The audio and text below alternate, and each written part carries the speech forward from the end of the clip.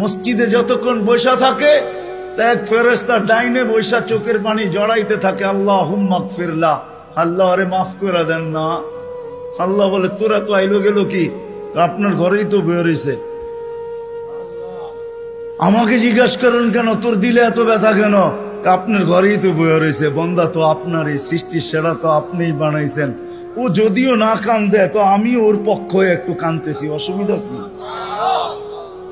আরেকজন বলে আল্লাহুম্মা আরহাম আলাইহি, আল্লাহর উপরে দয়া করেন না।